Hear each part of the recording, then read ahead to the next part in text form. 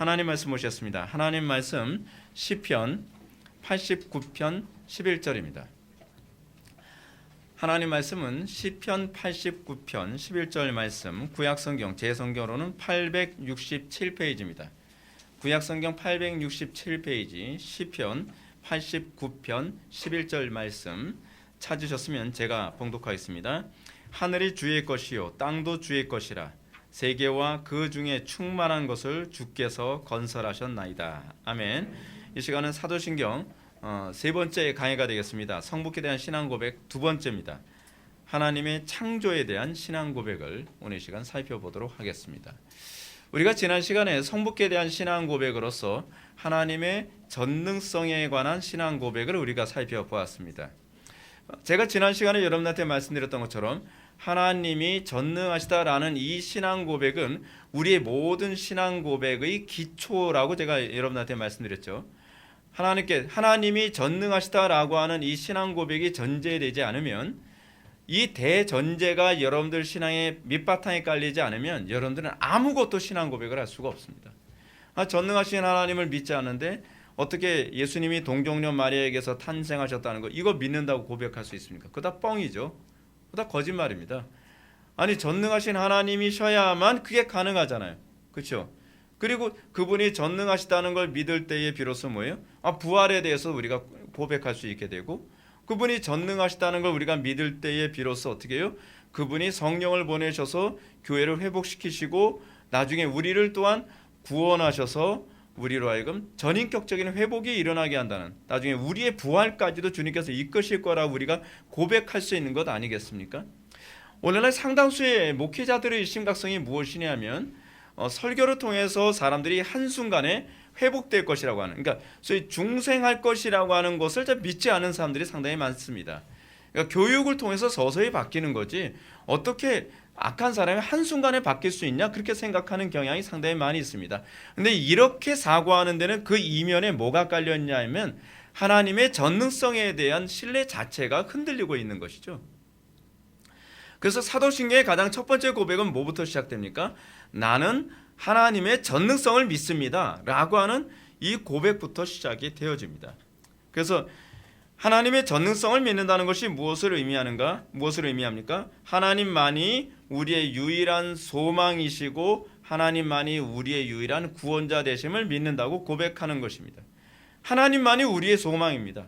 우리가 다른 것에 소망 두지 않죠. 우리가 예수 믿기 전에, 제가 지난 금요기도회 때도 여러분한테 그런 말씀드렸지만, 우리가 예수를 믿기 전까지 하나님께서 하시는 작업이 있죠. 그건 뭐냐면 내가 이제껏 의지했던 것, 내가 소망을 두고 있던 것을 다 끊어버리시는 작업을 먼저 하십니다. 여러분, 정과 육을 십자가에 못 박는 이 작업은요, 내 의지와 내 결단으로 하는 거 아닙니다. 정과 육을 십자가에 못 박는 건 누가 하시냐면 성령님께서 하십니다. 성령님께서 우리를 굉장히 기분 나쁘게 하십니다. 성령께서 내가 소망을 걸던 것, 내가 즐거워하고 기뻐하던 것을 다 끊어버리십니다. 예전엔 잘 되던 것도 안 되게 하십니다. 그래서 정말 우리가 낙심하게 되고 괴롭고 슬프고 견딜 수 없게 하시죠. 근데 이 과정을 하나씩 거치면서 어떤 현상이 나타납니까? 저기에 다 기대할 것이 못 되는구나. 저기에 소망 걸 것 못 되는구나. 그러니까 여러분들이 십자가에 가까워지면 가까워질수록 사람이 어떻게 되는지 좀 풀이 죽어가요. 그래서 저도 사실은 목회하면서 어떻게 목회하시냐면 기쁘고 즐겁게 예수 믿는 법을 가르쳐드리고 싶어요. 근데 그렇게 믿는 법이 없어요, 여러분.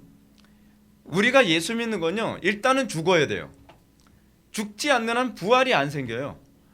근데 저한테 자꾸 뭘 요구하냐면, 목사님 죽이지 마시고 좀 부활시킬 수는 없나요? 아니, 죽지 않고 어떻게 부활해요?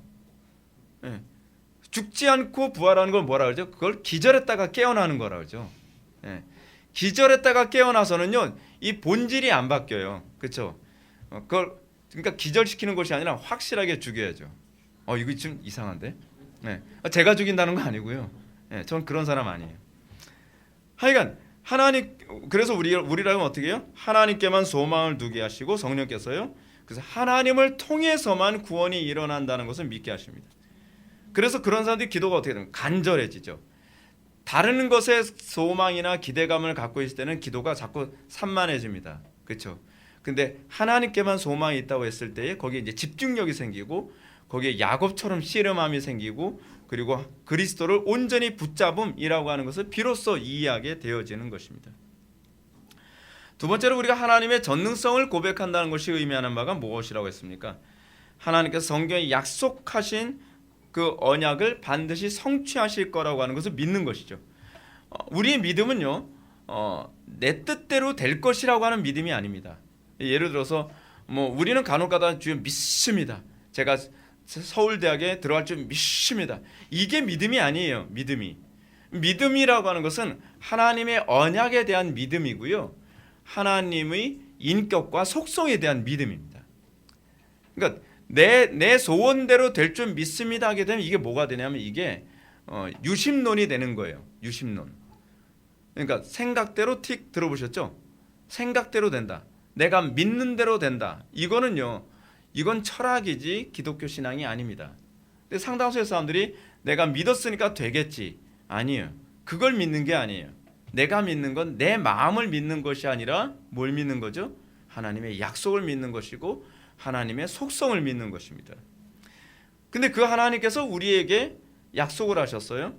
그리고 우리는 그 약속을 믿고 하나님께서 그 약속을 성취해 주실 거라는 것을 믿으면서 절망 가운데서 낙심하지 아니하고 환난 가운데서도 타협하지 아니하고 그리고 핍박 가운데서도 우리가 끝까지 그 길을, 진리의 길을 걸어갈 수 있게 되는 겁니다. 그것이 바로 하나님의 언약에 대한 믿음이죠. 이제 우리가 성북에 대한 신앙 고백의 두 번째 부분을 이제 살펴보게 됩니다. 두 번째 부분이 뭐죠? 그분의 창조에 대한, 하나님께서 천지를 창조하셨다라고 하는 이 고백입니다. 지난 시간에 제가 여러분한테 하나님의 전능성에 대한 대전제를 제가 여러분한테 강의를 했다고 하면, 이번에는 하나님의 전능성과 관련되어진 또 다른 대전제입니다. 그러니까 여러분, 성북에 대한 신앙 고백은 굉장히 중요한 대전제예요. 신앙 고백이라고 하는 부분을 우리가 왜 자꾸 배워야 되고 우리가 익혀야 되냐면, 이게 우리가 신앙생활하는 전제이기 때문에 그렇습니다. 제가 요즘 전제 얘기 굉장히 많이 하죠. 전제가 없으면요, 사실은 다 허당이에요. 허당. 근데 이 전제, 우리는 뭘 믿는가? 우리가 믿는 대전제 중에 대전제는 무엇인가? 하나님이 전능하시다는 걸 믿는 거죠. 그분이 전능하시기 때문에 그분이 뭐 하실 수 있어요? 천지를 창조하실 수 있는 거죠. 근데 이 천지를 어떻게 창조하셨다고 얘기합니까? 그 전능하신 하나님이요, 무에서 유를 창조했다고 얘기합니다. 무에서 유를 창조했다고 얘기하죠. 이 창조에 대한 이 고백부터가 지금 한국교회는 송두리째 흔들리고 있습니다. 그리고 하나님의 창조에 관해서 자기 나름대로 재해석하는 경향까지 생기고 있죠. 유신론적 진화론, 이제 좀 있으면 제가 뒤에서 말씀드리겠지만 그런 부분들이 바로 하나님의 창조론에 대한 근본적 흔들림이죠. 그렇죠? 따라서 우리가 근데 이 하나님께서 천지를 창조하셨다라고 하는 이 고백이 사실은 굉장히 좀 흥미로운 고백입니다. 왜냐하면 여러분들은 어떻게 생각하나요? 천지 창조는 성부 하나님의 독자적 사역인가요? 아니면 삼위일체 하나님의 사역인가요? 삼위일체 하나님의 사역이죠. 근데 우리는 하나님께서 천지를 창조하셨다라고 하는 이 고백을 성부께 대한 신앙 고백에 넣습니다. 성부께서 천지를 창조하셨다라고 이렇게 얘기하고 있어요. 납득이 잘 안 되죠. 여러분, 먼저 히브리서 1장 2절을 보면 히브리서 기자도 그렇게 얘기합니다. 하나님께서 자기 아들로 말미암아 모든 세계를 지으셨다. 천지 창조를 성부 하나님의 독자적 사역이라고 얘기하지 않습니다. 아들로 말미암아 창조하셨다. 욥기 26장 13절을 봐도요, 그의 신으로 하늘을 단장하셨다라고 함으로써 창조 사역이 성령의 사역이었음을 또 얘기해주고 있습니다. 따라서 이 천지 창조는요, 엄밀하게 얘기한다면 삼위일체 하나님의 이 거룩하신 삼위일체 하나님의 사역으로 보는 것이 마땅합니다. 그분에게 이 삼위일체 하나님의 이 창조 사역에 대한 영광을 돌려드려야만 합니다. 근데 여기서 이제 제가 좀 한 가지 좀 곁들여서 말씀드린다고 한다면, 그 하나님의 천지 창조 사역에 하나님께서 또한 누구를 참여하게 하시죠? 우리 교회를. 하나님께서 우주 만물을 다 창조하시고 나서 창조의 마침표를 교회를 통해서 마침표를 찍게 하셨어요. 그러니까 하나님의 창조 사역은 되게 오묘합니다. 하나님께서는 그 영광을 우리와 같이 공유하기를 원하세요. 우리는 얼마나 큰 복을 입은 사람인지 모릅니다. 우리가 이 땅에서 십자가 지고 고난당하고 핍박당하지만 그것이 왜 영광스러우냐면 그것이 하나님의 놀라운 이 영광스러운 사역의 일부로 우리가 부름받았고 그 사역에 참여하는 것이기 때문에 그렇습니다. 세상 사람들이 보기에는 불쌍해 보일지 모르지만 우리야말로 가장 복된 사람인 것을 믿으시기 바랍니다. 자, 근데 그럼에도 불구하고 사도신경은 천지창조의 고백을 성부 하나님께 대한 고백으로 돌리고 있습니다. 왜 그럴까요? 우리는 천지를 성부 하나님께서 창조했다고 고백해야 되는 이유가 과연 어디 있을까요? 왜 사도신경은 천지 창조를 삼위 하나님의 행위라고 고백하도록 가르치지 않을까요? 그 이유는 성부 하나님께서 모든 창조를 작정하신 분이시기 때문에 그렇습니다. 성부 하나님이 그 모든 것을 주도하셨고 성자 예수님이 히브리서 기자의 말처럼 이 모든 세계를 아들로 말미암아 짓도록 하신 거예요. 그러니까 이 모든 것을 작정하신, 디자인하신 성부 하나님께 이 모든 것을 사도신경은 돌리고 있습니다. 성부 하나님의 작정이 창조의 근원이고 성자와 성령께서는 그 창조를 위해 일하시는 것임을 고백하도록 우리에게 요구하고 있습니다. 이런 차원에서 인간뿐만 아니라 모든 피조물은 하나님을 존재의 유일한 근원으로 여겨야 한다는 사실을 고백하게 합니다. 하나님이 이 존재의 근원 되십니다. 이 말은 모든 피조물이 하나님께로 돌아가기 전에는 결코 진정한 의미에서 뿌리를 알 수 없고 안식할 수 없고 참된 기쁨을 맛볼 수 없다는 거예요.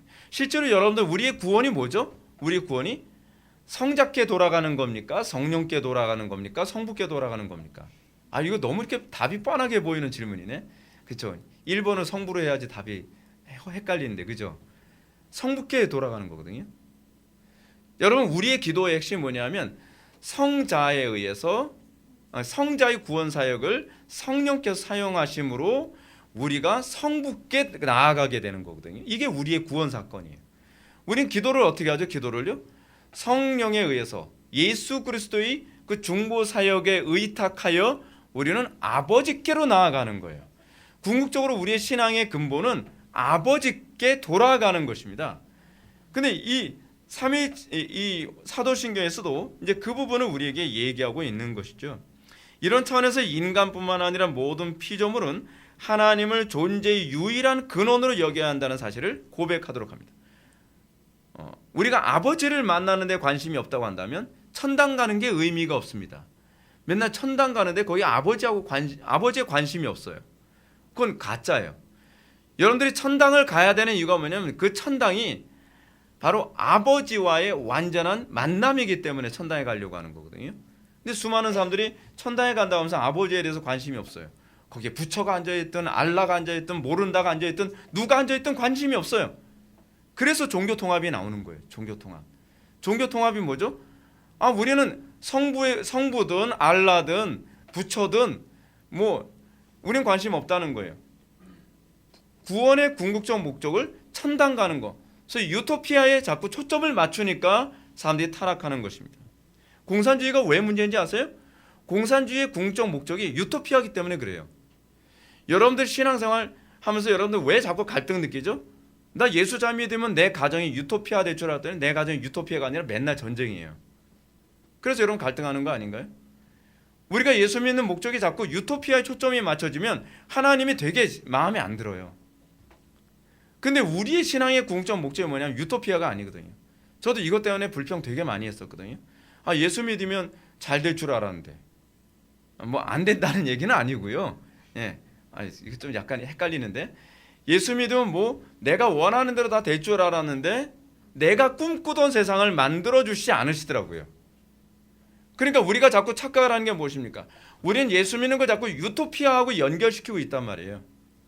근데 예수 믿는 거의 궁극적 핵심은요, 유토피아에 있지 않아요. 아버지에게 있어요.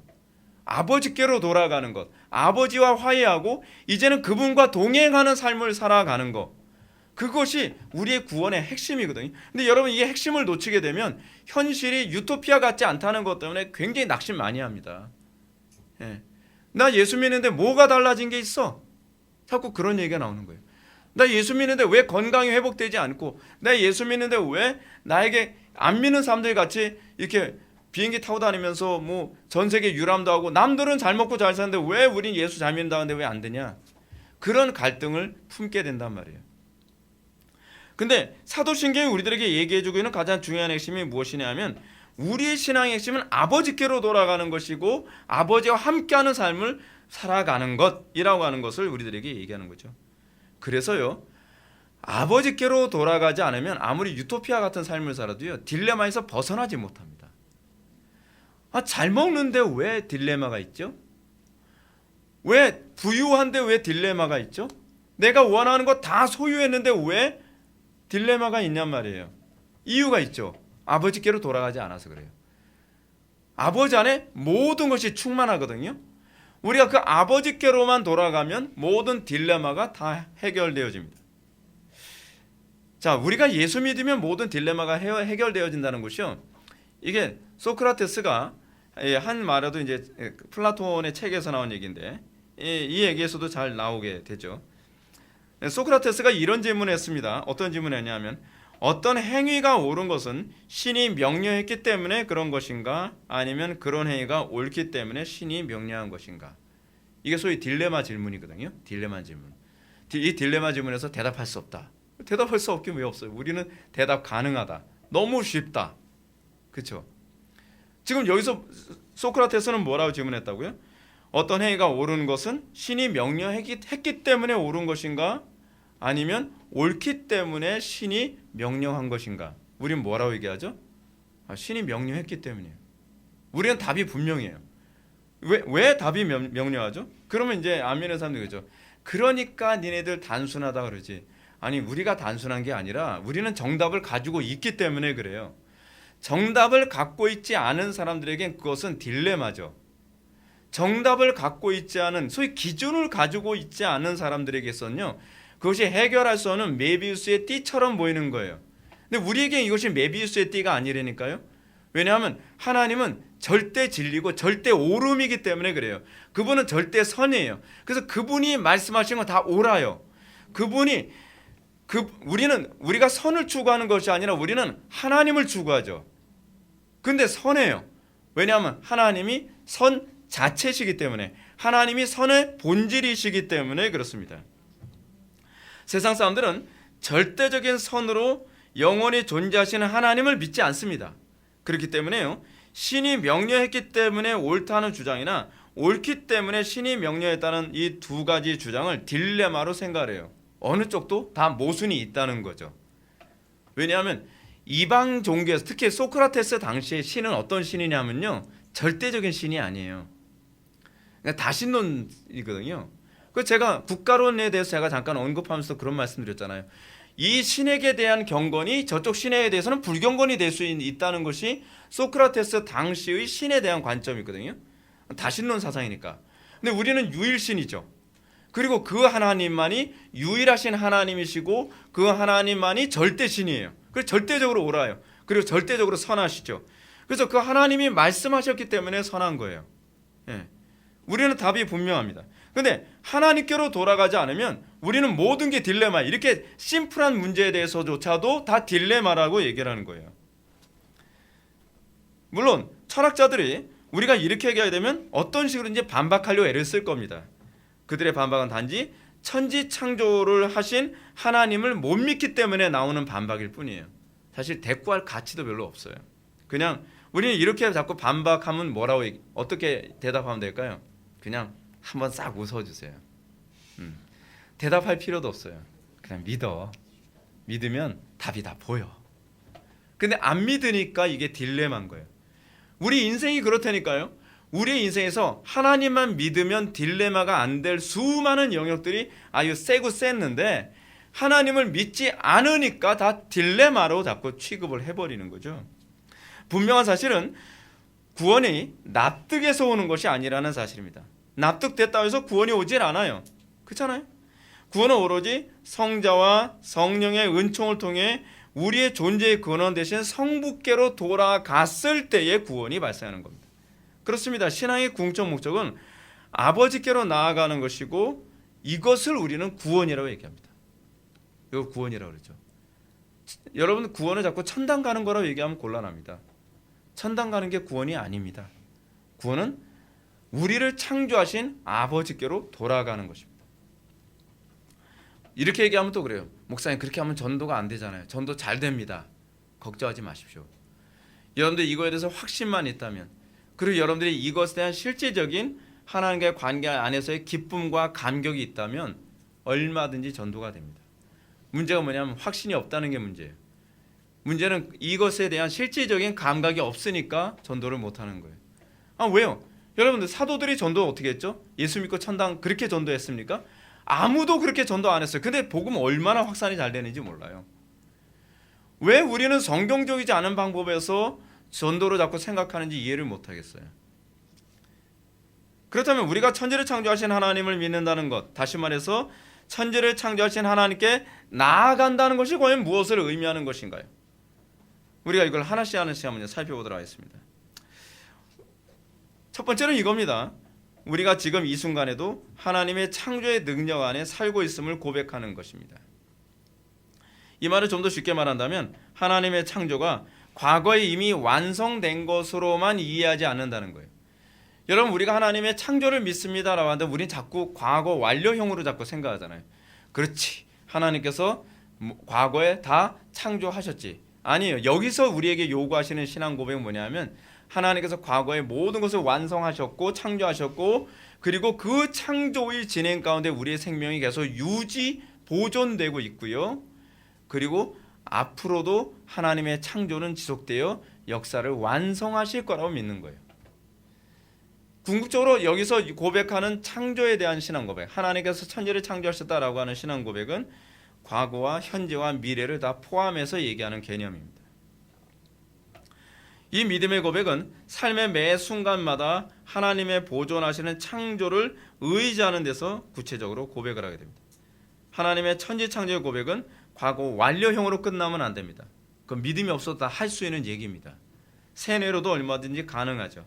그 고백은 현재 진행형과 미래 완료형으로 이걸 다 포함해야만 그것이 진짜 신앙입니다. 우리 신앙의 선배들이 그러지 않았나요? 누군가가 죽이려고 했을 때 우리의 믿음의 고백을 가지고서 너 예수 안 믿겠다고 하면 살려줄게. 그럴 때 이렇게 고백을 하죠. 살고 죽는 거 하나님께서 결정하십니다. 다니엘이 사자굴 속에 들어가게 될 때 뭐라 얘기합니까? 하나님께서 보호해 주실 것입니다. 그 창조에 대한 신앙 고백이에요. 내가 살고 죽는 거 하나님께서 결정하시는 것이고 내 생명이 계속 유지되는 거 하나님께서 결정하신다. 이것이 이제 창조에 관한 고백이죠. 여러분들의 사업을 계속적으로 유지 보존하시는 분이 누구십니까? 거래처 사장님이십니까? 아니면 여러분들의 테크닉입니까? 여러분들의 기술, 지식? 아니라는 거죠. 우리가 하나님의 창조를 믿는다고 한다면 하나님께서 이걸 유지시키신다. 하나님께서 모든 것을 가능하게 하신다. 우리가 이걸 고백하는 것을 또한 우리는 뭐로 또 표현을 하냐 하면 주의 성수를 통해서 우리 또 이걸 표현하는 거죠. 상당수의 사업을 한다는 사람들이, 예수 믿는다는 사람들이 주의 성수 안 합니다. 주의 성수하면서 사업할 수 없다는 거예요. 이건 뭘 얘기하는 거죠? 하나님 없이 창조가 유지될 수 있다고 얘기하는 것 아니에요? 불신앙입니다. 우리의 신앙은 여기서부터 그 실체를 드러내야만 합니다. 상당수의 기독교인들은 하나님의 천지 창조에 대해서 굉장히 피상적으로 생각을 합니다. 이 피상적으로 생각하는 사람들에게 주로 나타나는 것이 뭐냐면 이신론적 창조관입니다. 이신론하게 되면 굉장히 이질감 느껴지죠. 무슨 말인가? 이신론이라는 게 이거잖아요. 쉽게 얘기하면요, 하나님께서 천지를 딱 창조하시고 난 다음에 하나님은 뒷짐지시고 그리고 이 피조물들이 어떻게 돌아가든 관심 끊으시는 거예요. 그러니까 이 창조물들이 돌아가기 위해서 법칙만 제공하시죠. 그리고 이 세상 그 법칙에 의해서 니네들이 지지고 볶든 전쟁을 하든 칼부림을 하든 뭐하든 니네들이 알아서 살아가는 거야. 나는 역사에 전혀 관여하지 않아 라고 얘기하는 거죠. 이걸 대부분 이 이신론을 설명할 때 사용하는 예화가 있죠. 뭐냐면 시계공 얘기잖아요. 대부분 꼭 이 얘기가 꼭 나옵니다. 시계공이 시계를 아주 정교하게 만들어 놓고 그리고 시계에 태압을 딱 감아 놓고 난 다음에 태압이 딱 멈출 때까지 시계공은 더 이상 시계에 신경 쓰지 않는다는 거죠. 마치 하나님께서는 이 천지 만물을 창조하시고 나서 인류가 종말할 때까지 태엽 감아 놓으시고 이 시계가 어떻게 되든 더 이상 관여하지 않는 것처럼 그렇게 인식하는 사고방식, 근데 오늘날 상당수의 기독교인들이 그렇게 생각한다니까요. 그 사람들이 그래서 뭐예요? 기적과 이적을 믿질 않아요. 예수 믿고 한순간에 사람이 변화된다는 걸 믿질 않아요.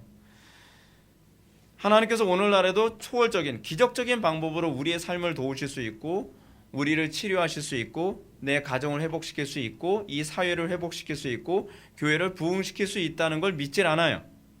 그래서 우리는 어떻게 하죠? 소위 상식적인 방법을 통해서 인간적인 방법을 통해서 이걸 다 해결하려고 하죠. 하나님의 전능성을 믿지 않기 때문에 하나님께서 이 모든 걸 창조하셨다는 걸 믿지 않기 때문에 이 이신론적 신앙은 또 다양한 방식으로 나타납니다.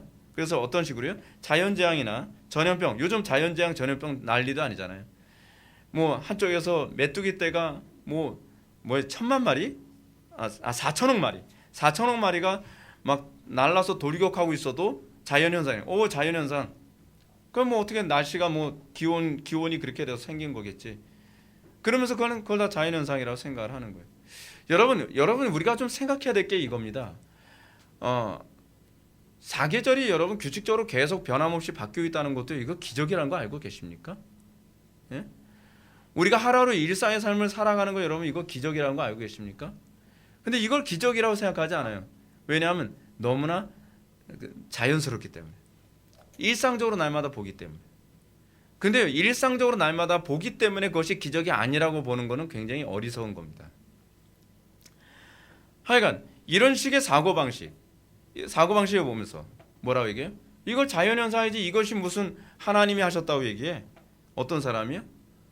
목회자라는 양반들이 이렇게 얘기하는 사람들이 많이 있어요. 이것이 하나님께서 내린 재앙이고 하나님의 진노다라고 얘기하면 뭐라 그래요? 무식한 놈. 그렇게 얘기한단 말이에요. 무식이 아니에요. 신앙이지.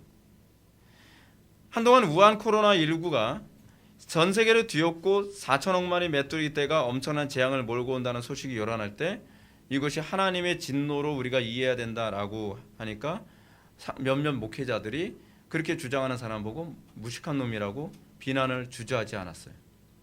그것도 보수 쪽 교단의 목회자들이에요. 이신론 신앙은요, 이 유신론적 진화론을 추구하는 태도로도 또 나타납니다. 그들도 하나님이 천지 창조하셨다는 걸 믿어요. 근데 천지를 창조하셨다는 걸 믿는데 뭘 믿지는 않습니까? 처음에 우리가 하나님께서 창조하신 완전체로 창조됐다는 걸 믿질 않아요. 하나님께서 천지 창조를 뭐 하셨죠? 진료만 창조하셨다고 생각하는 거예요. 뭐예요? 그러니까 아메바 같은 거예요. 단세포 생물 또는 단세포 생물도 아니죠. 그냥 유기 물질 뭐 그런 것들 처음에 하나님께서 창조하셨다. 우린 그거 믿어. 그건요 불신자들도 다 믿어요. 그걸 신앙이라고 얘기합니까? 근데 그리고 나서 그 유기물들이 어떻게 하다 보니까 생명이 만들어졌대요. 대단한 신앙. 저는 그게 더 대단한 신앙이라고 봐요. 천지 창조를 믿는다는 신앙보다도요.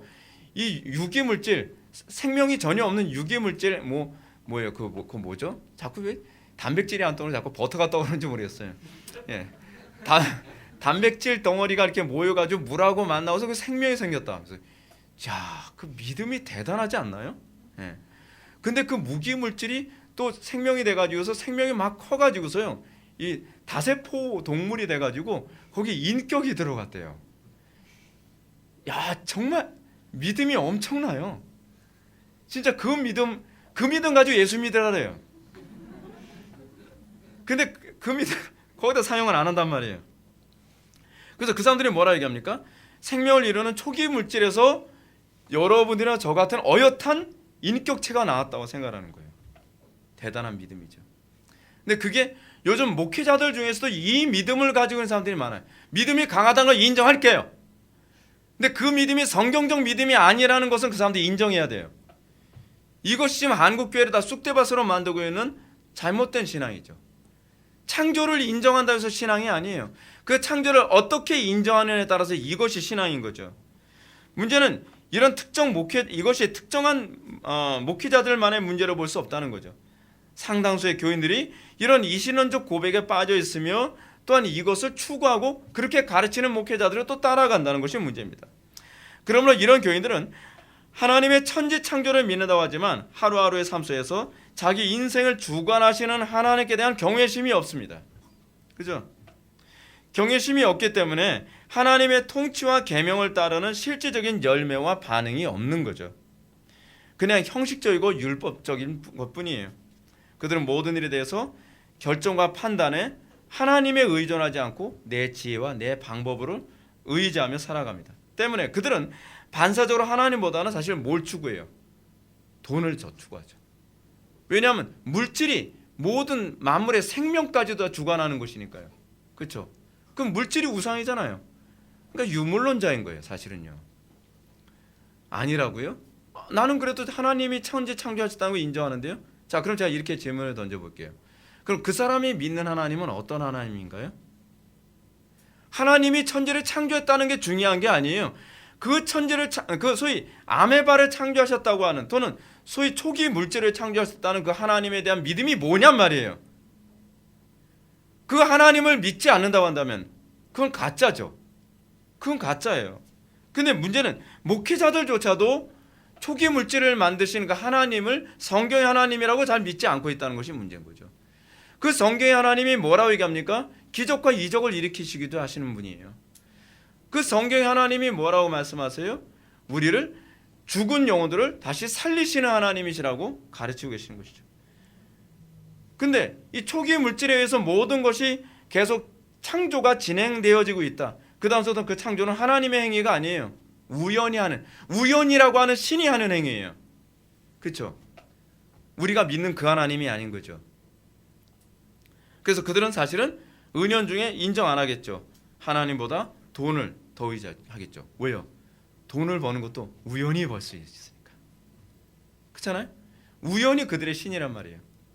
그래서 도박을 해서 돈을 벌 수도 있고, 그렇지 않으면 이 로또를 찍어서 돈을 벌 수도 있죠. 근데 신의 역할이에요. 그 신이 어떤 신이죠? 우연이에요. 그렇기 때문에 소위 유신론적 진화론을 믿는 사람들이 기독교인이라고 인정할 수는 없어요. 그들은 하나님보다, 소위 우리가 믿는 하나님보다 다른 어떤 것들을 더 추구하고 그것들이 세상을 다 다스리고 주관한다고 믿는 것입니다. 이것이 그들이 실제적으로 느끼는 감각이고 고백입니다. 때문에 이런 교인들은 이 땅에서 하나님의 창조 능력이 자신을 붙들지 않으면 한순간도 삶을 영위할 수 없으며 비참해질 수밖에 없다는 것을 그들은 인정하지 않습니다. 하나님의 창조 능력은 우리가 음식을 먹고 소화하고 배설을 하는 이 모든 관계까지 다 주관하시죠. 이것이 다 하나님의 창조에 대한 믿음입니다. 그래서 우리 식사할 때 뭐예요? 식사기도 하죠. 왜요? 소화시키시는 분이 하나님, 그리고 이것을 우리의 몸을 강하게 하시는 분이 하나님. 우리가 이걸 다 고백하고 인정하는 거 아닙니까? 이제 우리는 하나님의 창조가 단순히 과거에만 속한 것이 아니라 현재와 미래에도 속했음을 고백하는 신앙 고백이 어떤 것인지 좀 더 구체적으로 한번 좀 살펴보도록 하겠습니다. 첫째로 이 고백은 모든 것이 하나님의 것임을 인정하는 것으로 나타납니다. 이걸 우리는 이렇게 표현하죠. 청지기적 마인드. 하나님에게서 나오지 않은 것이 없습니다. 모든 것이 하나님으로부터 나왔습니다. 우리는 유물론자도 아니고 우리는 유심론자도 아닙니다. 우리는 유일신 하나님을 믿는 신앙입니다. 이 세상의 모든 것이 하나님으로부터 나왔음을 믿습니다. 그래서 우리는 하나님으로부터 주어진 것을 관리하는 삶을 살아가는 것입니다. 하나님께서 모든 것을 창조하셨고 이 모든 것이 하나님의 소유이기 때문에 어느 것 하나도 내 것이라고 주장하지 않아야만 합니다. 오늘 우리가 살펴봤던 시편 89편 11절의 말씀처럼 하늘이 주의 것이고 땅도 주의 것이라. 여러분들이 돈 주고 샀다 해서 그 땅이 여러분들 땅이 아니에요. 우리 집은 공중에 떠 있어요. 땅에 있지 않고. 하여간 그것도 주의 것이다. 공중에 떠 있어도 주의 것이다. 세계와 그 중에 충만한 것을 주께서 건설하셨나이다. 여기서 시편 기자는 하늘과 땅으로 대표하는, 이건 사실은 수거거든요. 히브리적 수거인데 우주 모든 만물이라고 하는 의미예요. 우주 모든 만물이 다 주의 작품이고 주님의 소유라고 고백하고 있습니다. 이 고백은 우리가 하나님 앞에서 어떤 것도 내 것이라고 주장할 수 없으며 이 세상 모든 것이 하나님으로만 공급되어지고, 그리고 이 모든 것이 하나님 것이라고 한다면 하나님의 방식대로 사용해야죠. 자, 여러분들의 주어진 시간도 피조물인 거 여러분 아시죠? 시간 여러분들 마음대로 쓰는 거 아닙니다. 이 시간도 우리는 관리하도록 주어진 거예요. 마지막 때 여러분 하나님께서 심판대에서 뭘 심판하실까요? 어떻게 관리했어? 그거 질문하시죠. 그러니까 제가 목회하면서도 제가 그런 말씀드리잖아요. 여러분들 한 명 한 명이 우리 교회에 오지만 저는 외부에서 사람들을 끌어와서 앉히는 것보다는 저한테 주어진 양들을 한 명 한 명을 어떻게 성경대로 바르게 양육할 것인가에 대해서 저는 더 관심을 갖습니다. 왜냐하면 하나님께서 주셨고, 그럼 저는 이것을 하나님의 뜻대로 관리하여 하나님께서 원하시는 뜻대로 양육하는 것이 저에게 주어진 소명이기 때문에 그런 거죠. 하나님께서 여러분들에게 재물을 주시고요, 하나님께서 여러분들에게 시간을 주시고, 하나님께서 여러분들에게 어떤 권위도 주시죠. 사회적 위치도 주시죠. 그거 내 거 아니라는 거예요. 우린 그거를 하나님의 뜻대로 관리하죠. 그래서 하나님께서 질문을 던지시죠. 너 어떻게 관리했어? 내가 너한테 맡겨준 양들 어떻게 관리했어? 내가 너한테 준 돈 어떻게 관리했어? 내가 너에게 준 시간 어떻게 관리했어? 다 우리는 하나님 앞에서 이거에 대해서 회개 한번 해야 돼요. 세무조사 한번 받아야 된단 말이에요. 끔찍한 거죠. 근데 세무조사에서요, 세무서에서 나오는 사람보다 더 철저해요. 하나님은요. 우리 세무서에서 나왔다는 손이 막 떨리잖아요. 근데 하나님은 더 철저하시거든요. 예수님 때문에 우리가 살아남지, 그렇잖아요. 근데 우리가 삶의 매 순간순간마다 하나님의 영광을 위해서 이 모든 것을 사용하고 있느냐, 이거 고민해야 된단 말이에요. 여러분들에게 주어진 이 예배의 은총, 여러분 어떻게 하고 있습니까? 철저하게 하나님 앞에 드린다는 마음으로 해야 돼요. 그래서 우리는 하나님을 경외할 수밖에 없죠. 이 모든 것이 하나님의 주권 아래에 있으니까.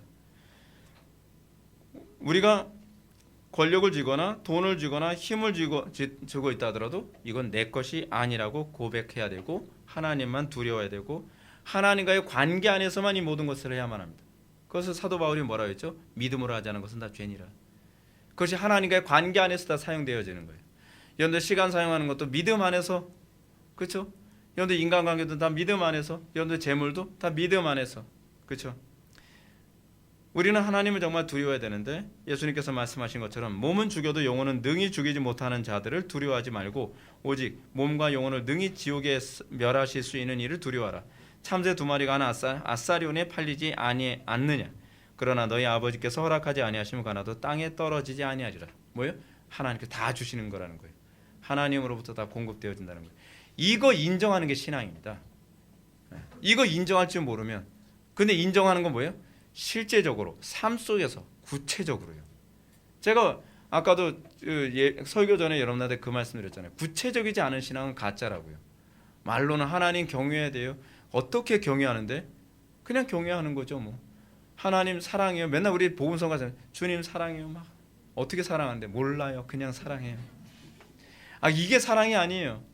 구체적일 때 이걸 사랑이라고 얘기하죠. 하나님을 경외하는데 어떻게 경외하느냐가 그것이 아는 거잖아요. 그게 헬라인들이 생각하는 알에 관한 개념이에요. 헬라인들은 안다는 것을 머리로 아는 것으로 생각하지 않고 실제적 실천을 통해서 아는 것만을 안다고 생각을 했어요. 우리에게도 하나님과의 관계 안에서 알면 그런 알미여야죠. 여러분 실제적으로 여러분 이 모든 것들이 주님의 소유라는 거 어떻게 여러분 고백합니까? 내 주머니에 쓰이는 돈 한 푼이어도 하나님 의식하면서 믿음으로 사용하고 있는지, 하루 24시간을 믿음으로 사용하고 있는지, 때로는 몸이 아파서 오늘 시간은 대충, 근데 그것도 하나님 눈치 보면서 하나님께서 주신 시간인데, 하나님께서 주신 생명인데 그래도 정확하게 써야지, 피곤해도 정확하게 쓸려 애를 쓰는 거, 그렇잖아요? 그것이 믿음이에요. 그것이 믿음. 그렇지 않으면 믿음이 아니란 말이에요.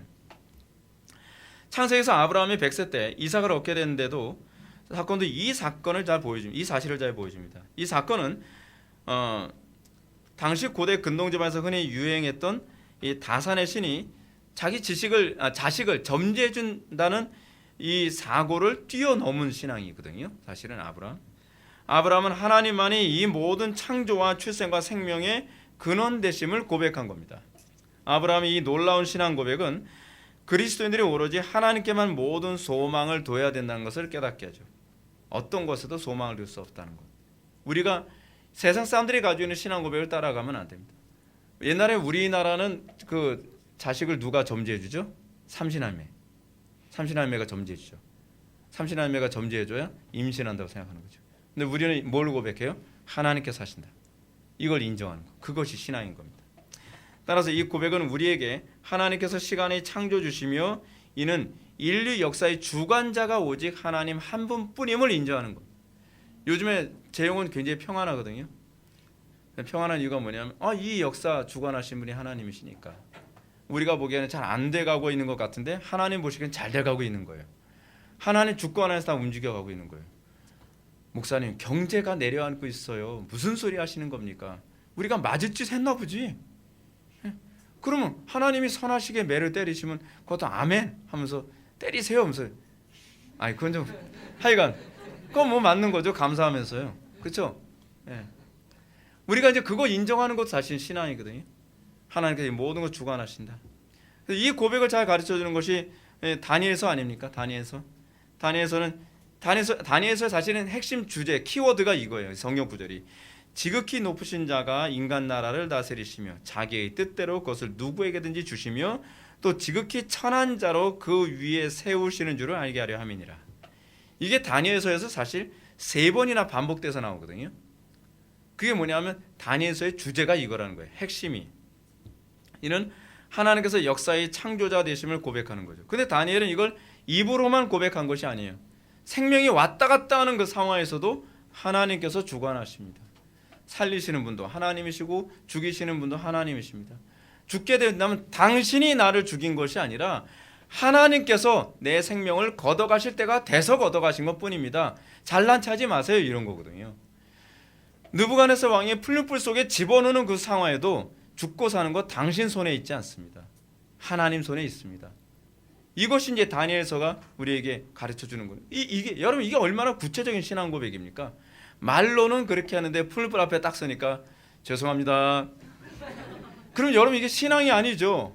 우리는 말로는 그렇게 얼마든지 할 수 있잖아요. 다 하나님 주권입니다. 하나님께서 모든 걸 창조하셨습니다. 이 모든 것 주님 것입니다. 시간은 주님 것입니다. 그러나 시간은 내 멋대로 다 써버려요.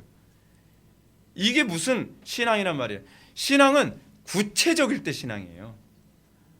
그렇잖아요.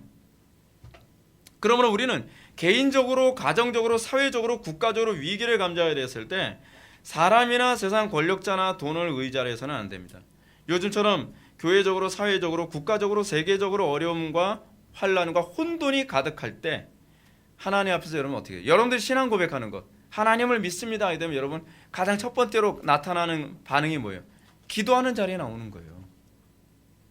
기도 안 하고 내가 뭘 하려고 자꾸 해요. 그러면서 하나님 주권을 탓해요? 그거는 신앙이 아니에요. 그건 불신앙이지. 여러분들 신앙을 가지고 있다면 여러분들 그 문제를 하나님께 가지고 나가는 것으로 먼저 반응이 나와야만 합니다. 그러면서 인간 나라를 하나님께서 주관하십니다라고 하는 것을 우리가 믿고 세상에 어떤 어려움과 상황에 있어도 그 기도 가운데 하나님께서 주시는 그 믿음을 가지고 순종해 나아가는 것, 그게 이제 신앙이죠. 여러분들이 결단해서 나아가는 게 아니라 기도를 통해서 여러분들 마음에 새로운 열정과 마음을 주시고 그것에 의해서 순종해 나가는 겁니다. 여러분들 순종을 자꾸 오해하지 마십시오. 순종을 자꾸 어떤 행위라고 생각하는데 순종은 행위가 아니라 하나님께서 나를 통해 움직이신 사건이에요.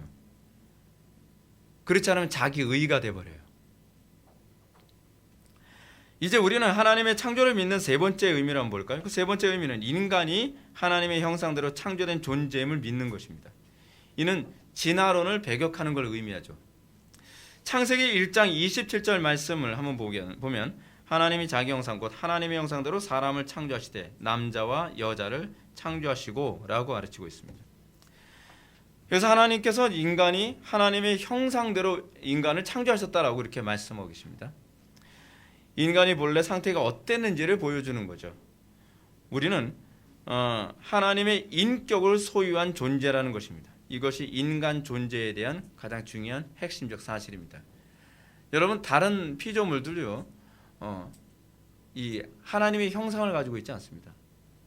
이렇게 좀 뭔가 판단력이 있다, 그걸 하나님의 형상에서 찾는 경향이 있는데 개도 판단을 하더라고요. 보니까 어느 집 개 보니까 도망갈 때 정말 머리 기가 막히게 쓴대요.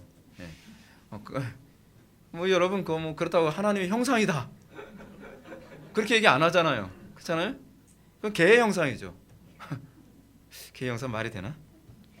하여간 이것이 하나님의 형상이라고 했을 때 여러분 하나님의 형상의 핵심이 뭐라 그랬습니까? 하나님과 소위 교제가 가능한 상태. 그렇죠? 하나님과 교제가 안 된다고 한다면 뭐예요? 하나님의 형상이 안 된 거죠. 이건 수련 때 할 얘기인데 여기서 나오면 안 되는데, 하나님의 형상을 회복했다고 하는 건 내가 하나님과 교제가 이젠 되기 시작했다는 거예요. 내가 하나님과 교제했다는 게 뭐로 나타나요? 이제 하나님의 말씀이 믿어지는 거예요. 하나님 말씀대로 순종되어져요. 그리고 하나님을 사랑할 수 있게 되어지고 하나님께 내 뜻을 아뢰고 하나님의 뜻에 내가 반응할 수 있는 그런 상태가 됐다는 거죠. 그게 하나님의 형상의 가장 핵심이죠. 근데 진화론은 우리 인간을 자꾸 어떻게 해서 그래요? 소위 초기 물질이 소위 진화해서 나타난 현상이라는 거예요. 이 주장은 진화론을 주장하는 사람들의 믿음이죠. 믿음이요. 대단한 믿음이에요. 그들은 이것이 과학적으로 검증 가능한 것처럼 얘기하지만 실제로는 그렇지 않아요. 과학적으로 그것이 틀렸다는 걸 검증하는 건 다 안 믿어요. 안 받아들여요. 자기네들이 가설을 세워놓은 곳에 맞아 떨어지는 것만 받아들이고 자기 가설에 맞아 떨어지지 않는 일체 모든 것들은 다 거부해버려요. 그걸 우리 뭐라 하죠? 그걸 믿음이라고 얘기하죠. 그럼 과학이 아니에요. 침대는 과학일 수 있어요. 근데 그거는 과학이 아니에요. 그건 자기 믿음이에요. 여러분, 오로지 이 진화론자들은 과학이 아니라 과학을 통해 합리화하는 신앙이라고 우리는 그렇게 봐야만 합니다. 특히 우리는 이 가설이 가져오는 철학적 의미에 관심을 가지고 생각해야 되는데, 이 가설은 매우 심각한 위험성을 내포하고 있습니다. 우리 인간의 기원이 인격체에서 출발한 것이 아니라 비인격체에서 출발한 거라고 얘기하고 있다는 것이 이게 문제인 거예요. 여러분, 우리가 인격적으로 살아가는 이유가 어디 있죠? 우리는 인격체이신 하나님으로부터 우리가 창조됐다고 우리는 고백하기 때문에 우리가 인격적이어야만 하는 당위성을 찾는 거죠. 근데 여러분들이 비인격적인 또는 초기 물질, 여러분들 갑자기 그렇게 믿음으로 보니까 다 초기 물질로 보여요. 여러분들이 초기 물질로부터 시작해서 이런 소위 이 진화의 상태까지 여러분들 됐다고 한다면 여러분들에게 인격적 또는 도덕적 의무를 강요해야 될 아무런 이유가 없어요. 보세요.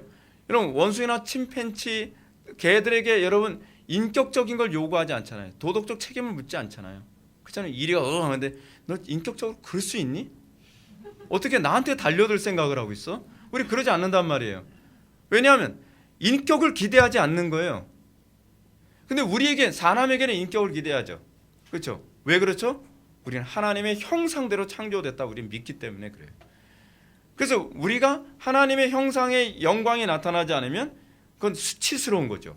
수치스러운 것이 되는 것입니다. 근데 문제는 뭐냐면 진화론을 믿는 사람들은 인간이 도덕적이어야 된다고 얘기하면서도 또 이런 얘기는 인정을 하지 않습니다. 여러분, 분명한 건요, 도덕적인 것은 우리의 본성에 부합합니다. 이거를 어려운 얘기로 칸트는 선험적이라고 얘기하고 있어요. 태어날 때서부터 우리는 도덕성의 감각을 가지고 태어나요. 근데 어떻게 우리가 비인격적인 다른 동물하고 동급으로 이해될 수 있냔 말이에요. 여러분, 그렇지 않나요? 여러분, 늑대나 이리, 침팬치 그런 거에서 인격적 본성을 발견합니까? 아니죠. 발견 못하죠. 근데 더 중요한 건 하나님의 형상의 핵심이 뭐라고요? 인격적이냐 비인격적이냐를 떠나서 하나님과 우리가 관계를 맺고 이제 하나님에 대해서 우리가 반응할 수 있느냐. 여러분, 이거 아십니까? 설교를 듣고 반응하는 게 이게 영광스러운 거예요. 설교를 듣고 순종하고 열매를 맺는다는 거, 이게 여러분 아무나 할 수 있는 게 아니라니까요. 하나님과 관계를 회복한 사람에게만, 하나님의 형상이 회복된 사람들에게만 나타날 수 있는 현상인 거예요. 우리가 이 진화론을 인정하지 않고 하나님께서 인간을 창조하셨다는 것을 인정해야만 하는 또 다른 이유가 있습니다. 그것은 이 신앙 고백은 인간에게 잘못이 있을 때 어디에 문제가 있는지 진단할 수 있는 해답을 제공해 주기 때문에 그렇습니다. 하나님의 천지창조, 하나님께서 천지를 창조하셨고 여러분들이나 저를 하나님께서 창조하셨다라고 하는 것을 인정하게 되면 우리는 이제 솔루션이 나오죠. 우리에게 문제가 생기면 뭘 보면 돼요? 설계도를 보면 되는 거죠. 여러분, 우리가 기계가 고장나면 어떻게 고칩니까? 설계도에서 위배된 부분만 고치면 기계가 다시 원상복귀 되잖아요. 그렇죠? 우리 사람도 똑같죠. 하나님의 피조물이기 때문에 우리가 어디서부터 잘못됐지? 그것이 철학자들의 고민이었거든요. 철학자들은 도대체 어디서부터 잘못된지 모르겠다는 거예요. 그래서 인간이란 무엇이냐? 소위 인간에 대한 고민이 굉장히 많이 있거든요. 근데 답이 안 나와요. 답이. 근데 우리는 답이 있죠. 근데 저 사람들이 답이 없는 이유가 있어요. 아메바 또는 초기 물질부터 시작됐다 그러니까 초기 물질을 본 적이 있어야죠. 그렇잖아요. 그러니까 뭐 안 되는 거예요. 그러니까 자꾸 단백질 모아놓고서 뭐 전기 충격 주고 뭐 뻥튀기도 한번 해보고, 근데 뭐가 안 되는 거예요. 예, 생명이 안 만들어지는 거예요. 그렇죠? 인간은 어디서 문제일까? 아메바가 문제인가? 문제가 그게 아니죠. 창세기는 얘기하죠. 하나님의 형상으로 창조된 존재. 그래서 우리의 문제는 어떻게 해요? 하나님께로 돌아가야 해결될 문제예요. 하나님의 형상을 회복해야 해결될 문제예요. 하나님의 형상을 회복하지 않고서 자꾸 뭘 어떻게 하려고 하는 거예요? 여러분들의 인생을, 여러분들의 가정을, 여러분들의 삶을 자꾸 이걸 뜯어 고치려고 애를 쓰는 거예요. 제가 최근에 저한테 아픈 기억이 하나 있는데 뭐냐면, 제가 갤럭시 노트 8을 사용하거든요. 근데 이제 그 기간이 다 돼가지고서 그래도 좀 더 오래 써야지 해가지고서 전체를 포맷하고서 다시 쓰려고 했는데 포맷이 안 되는 거예요. 제가 기계 잘 다루는 편이거든요. 이 포맷을 아무리 해도 안 되는 거예요. 할 수 있는 모든 방법. 그래서 제가 안 되겠다. 오딘을 사용하자. 모르죠? 제가 전문 용어를 알 정도로 제가 기계 사용하는 걸 그렇게 좋아해요.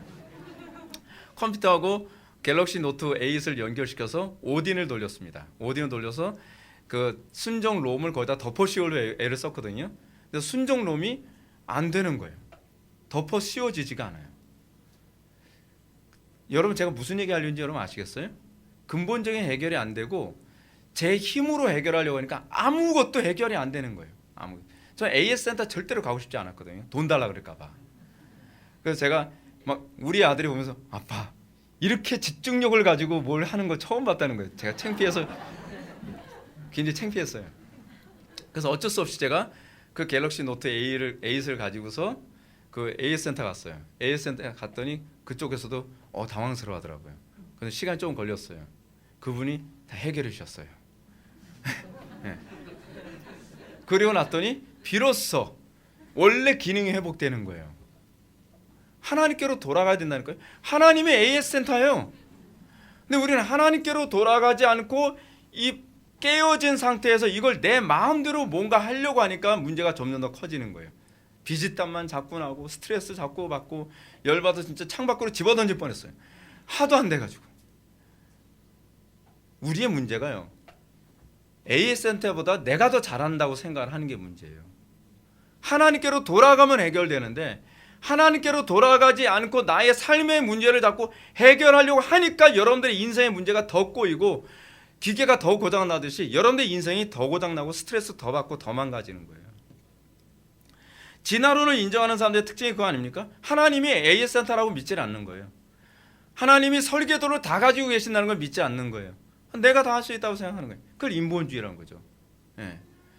그 사람들이 저를 보고 뭐라 해서 고객주의라고 생각했을 게 아니에요. 인본주의식의 이해, 무슨 말인지 이해가 됐어요? 전달이 안 된 것 같아요. 예. 신본주의 하게 되면 AS 센터주의. 이해가 됐어요? 안 됐어요? 되죠? 반응이 없어서. 하여간 넘어갈게요 그냥. 따라서 우리가 진정으로 해결을 원한다면 성경으로 돌아가야 돼요. 하나님께로 돌아가야 돼요. 그러면 살 길이 열리는 거예요. 해결점이 거기 있어요. 그걸 인정하는 게 겸손입니다. 그러면 이제 우리는 마지막으로 하나님께서 천지를 창조하셨다는 고백이 가져다주는 네 번째 의미가 뭔지 한번 봅시다. 그것은 천지를 통하여서 하나님의 성품과 인격을 알 수 있다는 거예요.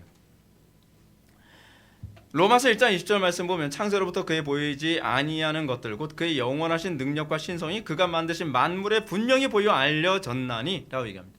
만물, 하나님께서 천지 만물을 창조하셨기 때문에 천지 만물을 우리가 관찰하면 거기서 뭐가 보여요? 하나님의 인격과 속성과 그분의 탁월함이 보인다는 거죠. 창조주의 성품을 알 수가 있어요. 마치 우리가 어떤 물건을 딱 보여야 되면 어떻게 해요? 그 메이드 인 C 하게 되면 역시 C야 느껴지잖아요. 조잡하고 뭐 건강에 안 좋고 뭐 그런 것들. 우리는 그거 보면 그 나라가 어떤지 보이죠. 그렇죠? 그래서 우리는 때로는 이렇게 그 독일 거 이렇게 시계 뭐 옛날에 시계 하게 되면 그 유명한 시계도 있잖아요. 근데 그런 시계들 보면 또 굉장히 감탄하잖아요. 역시 대단해. 그 장인의 손길을 보게 되잖아요. 이 사람이 이런 어떻게 이렇게 디테일한 부분까지 이렇게 했을까? 그잖아요. 우리가 자연 만물을 하나님께서 창조하셨기 때문에 자연 만물을 보면 하나님이 어떤 분이신지 우리가 알게 되죠. 하나님 어떤 분이세요? 하나님 선하시죠. 공의로우시죠. 그리고 성실하시죠. 아름다움을 추구하시는 심미적 감각도 있으시죠. 하나님은 유머 감각도 있으시고, 자연 만물을 보게 되면 하나님의 그런 성품과 속성이 굉장히 많이 보이죠. 그래서 우리는 어떻게 해요? 하나님을 묵상하면 묵상할수록 주님을 더 닮아가게 되죠. 하나님의 형상에 더 참여하게 되죠. 그러나 자연 만물만 봐서는 구원은 못 받죠. 그렇죠? 일반 은총을 통해서는요. 일반 계시는 우리에게 하나님이 어떤 분이신지를 알려주는 것만 가능하지 그리스도를 계시하지 않기 때문에 그래요. 우리의 구원은 오로지 그리스도 안에서만 있죠. 분명한 건 이 천지 만물을 하나님께서 창조하셨다는 것을 인정하게 될 때에 보이기 시작한다는 겁니다. 하나님이 천지 만물을 창조하셨다는 걸 인정하지 않으면 이 모든 것은 다 우연의 결과처럼 보여요. 그죠? 이제 결론 들어가겠습니다. 우리는 오늘 하나님의 천지 창조되심을 믿는다는 고백을 살펴보았습니다. 이 고백을 통해서 우리는 세상의 모든 것들과 사람의 인생이 하나님께만 전적으로 의존되어진 존재라는 것을 우리는 이해해야만 합니다. 하나님 없이 살 수 있는 방법이 없어요. 하나님 없이 산다는 건 끊어진 연처럼 살겠다는 것이고, 그리고 나무로부터 가지가 잘려서 스스로 삶을 유지하겠다고 얘기하는 것과 똑같은 거예요. 여러분들이 소위 메마른 여러분들의 인생이 파괴되어져 가는 여러분들의 인생이 살 수 있는 유일한 길은 우리를 창조하신 그분께로 돌아가는 것밖에 없습니다. 하나님이 천지를 창조하셨다라는 이 고백은 우리가 살 길은 하나님께로 돌아가는 것밖에는 길이 없다는 걸 인정하는 것입니다. 우리나라는 지금 정치적으로, 사회적으로, 도덕적으로, 가정적으로, 교회적으로 아주 지금 초토화된 상태입니다. 사람들이 이렇게 생각합니다. 어떻게 해요? 뭘 어떻게 해요? 간단해요. 오늘 오후 예배 설교 들으면 답이 나와요. 하나님께로 돌아가면 돼요. 하나님께로 돌아가면 여러분들이 믿어지지 않을 정도로 한순간에 회복이 됩니다.